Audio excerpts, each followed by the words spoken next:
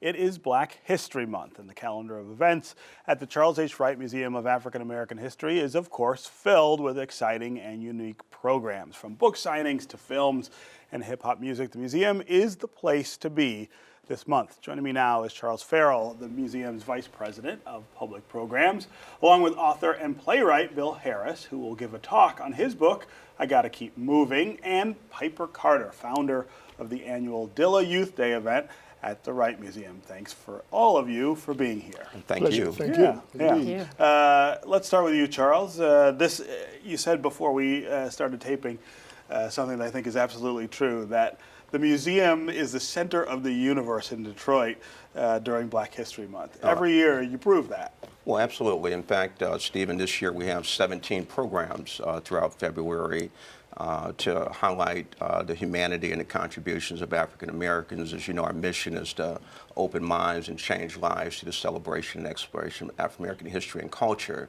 I think we really are doing a great job in that area under our new CEO, Neil Barclay.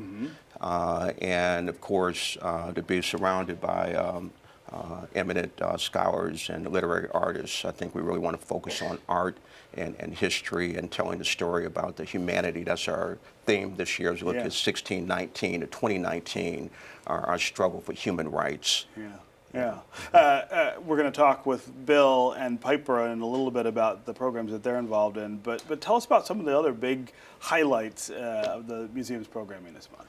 Well, sure. Just for those who missed it, just to start off, we had the unveiling of Gregory Hines' stamp with the U.S. Postal Service and had a group called Tapology to come and do tap dance. Of course, brought Gregory Hines in the room through a video. That's always a wonderful program to partner with the U.S. Postal Service for their Black Heritage stamp. We have actually coming up this week with Dilla Day, Youth Day, which Piper will speak about, but we also have a partnership with New Detroit, looking at genealogy and racial healing storytelling. They've been working on that for a couple of years now. Yeah, right? absolutely. So we're very happy to partner with New Detroit on a 3-part program through the month of February. We also partner with University Musical Society out of Ann Arbor, and we have a program focused on Black Lives Matter, Art Informed, so an art perspective to the Black Lives Matter movement. I want to highlight and leave space for the other panelists, but to talk about a key program this month is our Decolonizing the Mind. For the listening audience who may not be familiar with Ngugi wa Thiong'o, he's considered one of the world's greatest writers. He was nominated 3 times for the Nobel Peace Prize of Literature, and basically talks about the importance of language as a conveyor of culture.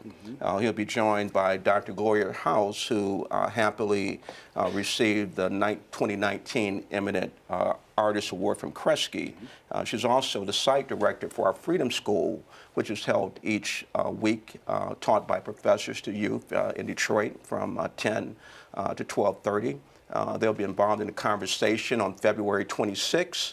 Then on the 27th, we'll have a workshop actually engaged around the role of the cultural intellectual artists with the great Ngugi wa Thiong'o. As usual, it's just a calendar chock full of events that people cannot just go and listen or watch, but actually participate. Oh, absolutely, absolutely. And of course, you know, the center of our exhibition center and Still We Rise exhibition, we really this year are treating people to come out and join us as members. This is a year of membership drive for the museum. It's very modest at $35 for general membership, $5 for students. So we like everybody. This museum belongs to our entire community to be a member and to participate and have that interactive relationship around our history, which is really world history. Bill, you're going to give a talk about your book. Tell us what that's about. Actually, it's a book of short stories. I'm going to read at the program, and then there will be a brief conversation between somebody yet to be named, and then we'll open it up to the public. So tell us about the stories that are in this book. It's actually in 3 parts. The title is I Got to Keep Moving, and it's about the migration of Black people from the South toward the North. The first section is on a fictional plantation in Alabama in 1830s. Really wanted to try and understand slavery, how people made it through that. Trying to get into the minds of these people who preceded us, made the trip for us, and explained to us who we are through them. Yeah. So again, first story is Africans in 1830 as they speak to what their reality was. There are other stories about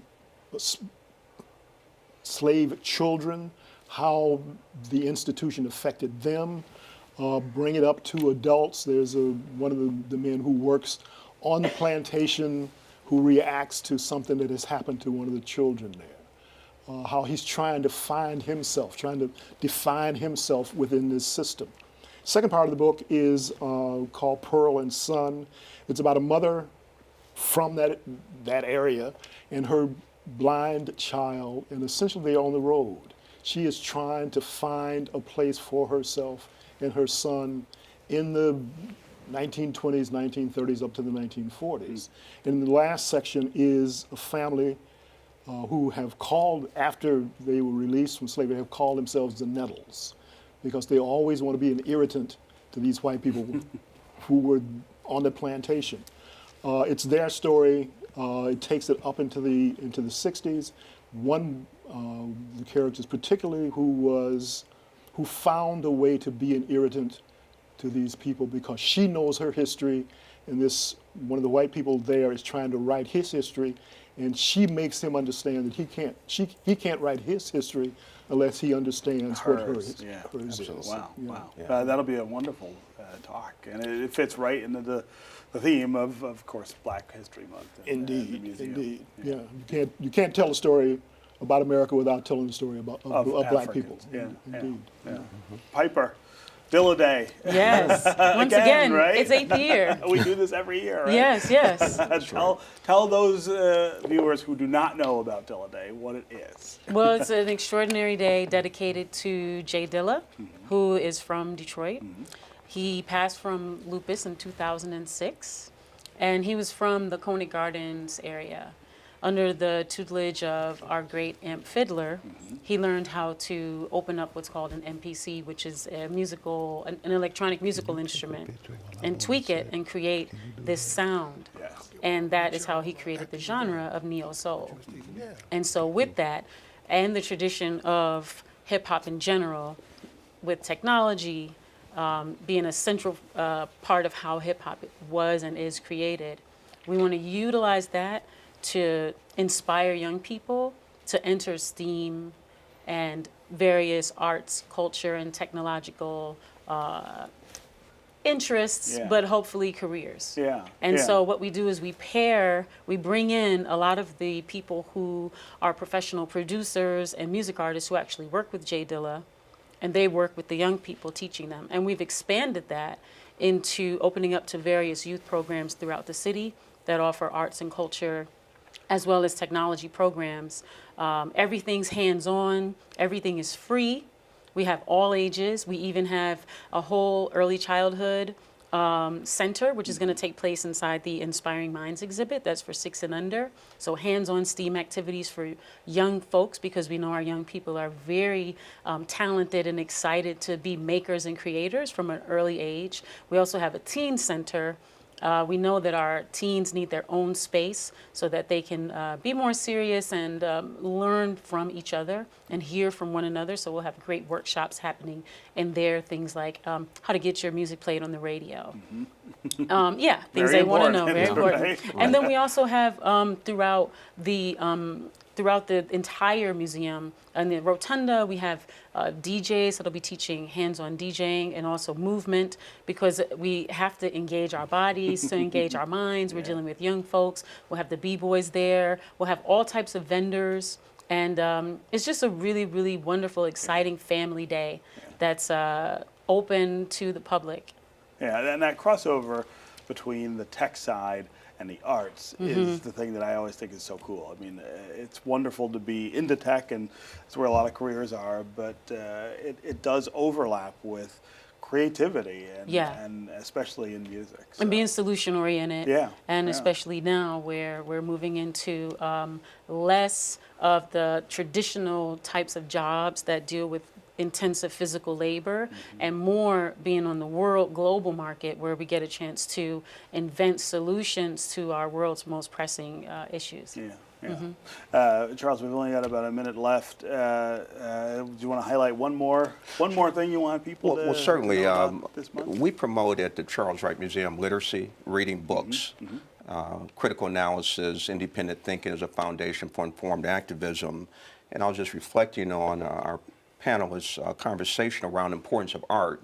Ngugiwa Thiong'o, when he was in prison for writing in his native language, stated that my experience of survival in maximum security prison is a testimony to the magic of imagination, the power of imagination to help humans break free of confinement is truly the story of all art. Wow. So we fully embrace the role of the artists in our society.